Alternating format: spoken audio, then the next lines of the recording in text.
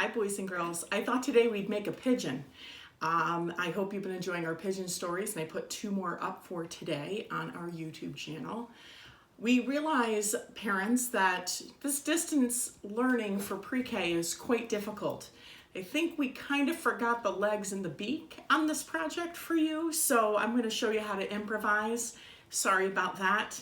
We're a lot better in the classroom than we are sending projects home. So basically, boys and girls, you're going to cut out your parts of your pigeon. And if you want to have mommy and daddy separate the 3 parts for you so that you're just working on one piece at a time, and you can cut out the pigeon's body, you can cut out the pigeon's neck, and you can cut out the pigeon's head. You should have a little sign that says don't let the pigeon leave the house. You should have a white circle, which will be his eyeball. You should have a black part that goes across his neck. Sometimes we've seen the pigeon with the black stripe and we've seen the pigeon with the white stripe. Here are the parts that we forgot. I just snipped 2 long rectangles from black construction paper, and I'll show you what we did with the toes with that. And for the beak, I'll show you what we're going to do with that as well. So boys and girls, you can pause our video and cut out your parts, and then you can come back and we'll do the rest of this together.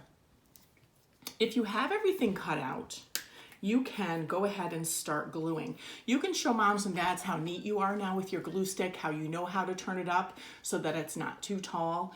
You can show them that you don't get glue all over your hands and all over the table now because you're such big kids. And what you're going to want to do is put a big dot of glue on one side of your pigeon's neck. Lay that back on the table and take your pigeon's body, and you're going to want to put that at the front of his body. His wing heads toward the back and the sharp part is his tail.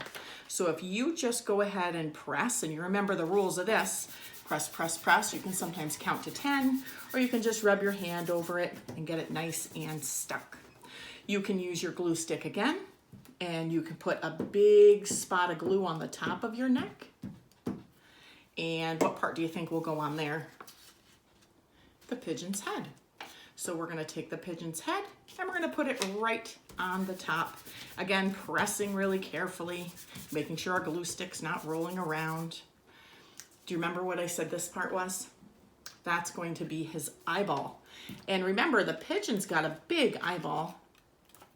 And what's that black dot on the inside of your eyeball called? The pupil. So with a black marker, you're going to want to make a big pupil. You can make it any size you want. So far, our pigeon looks like this. And apparently, that's all the parts we really sent you, aside from the necklace color of our pigeon. So we'll go ahead and put that on. My daughter is laughing that I have sent you a pigeon, a beakless and footless pigeon. Boys and girls, Mrs. Brinkman is losing her mind. So there's our pigeon. That's all we sent to you. It looks a little silly. So again, you can just use black pieces of paper. We cut 2 rectangles, and my daughter came up with this great idea of just giving your pigeon a little pedicure by just snipping 2 little spots to make pigeon toes. And then you can bend them like we do in the classroom to look a little silly. Flip your pigeon over. Remember, you don't want to be able to see where you're gluing. Put 2 spots of glue, 1 pigeon foot. You can make him look like he's running. You can make him look like he's jumping. I'm going to make mine look like he's running. You can see I have his toes kind of going crazy here. And then for his beak, I just cut a little white piece of paper, and then I'm just going to snip that in half. And parents, you can do this for your child. You can make a beak really any way you want. That was really not a great triangle. But I'm going to take an orange marker and just color in the beak.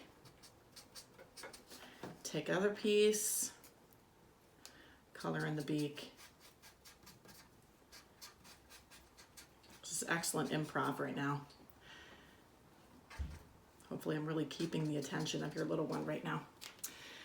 And we can just add a little bit of glue where the front of the beak will go. And we will just try to make little pigeon beak. And it's a little tricky. I'm not gonna kid you. You can do any kind of pigeon beak you want. I am having a very hard time. Okay, hold on. Okay, let's just go with one triangle. I think that's probably good. And then, so I just put one triangle with the point out, and I'm just gonna do another little triangle with the point out. This is not easy when you're getting laughed at by your child. She's my videographer though. So there's my little pigeon beak. And we can add our "Don't let the pigeon leave the house" speech bubble, and you can hang it on your front door for your company that arrives. And it'll be kind of funny for quarantine, we thought. So I'm just gonna glue my little speech bubble kind of at the top. Sounds like he's talking. Don't let the pigeon leave the house. And that's our little pigeon craft. Hopefully you'll do a little better than me. This quarantine is really getting to my brain. I apologize for that. I hope I'll see everyone today at our drive-by social distancing. I can't wait to give you guys air hugs and give you your plants and a couple little prizes for working so hard. I love you guys. I miss you. I wish we were in school. I know this is really hard, but keep working hard and sending me your pictures. I love seeing them. I love hearing your songs, and I love seeing what we've been doing on our adventures. I've already flown a kite. I've already gone to the tulip festival. I have already just been outside in the backyard running around with several children. So keep taking those pictures, and I will talk to you soon.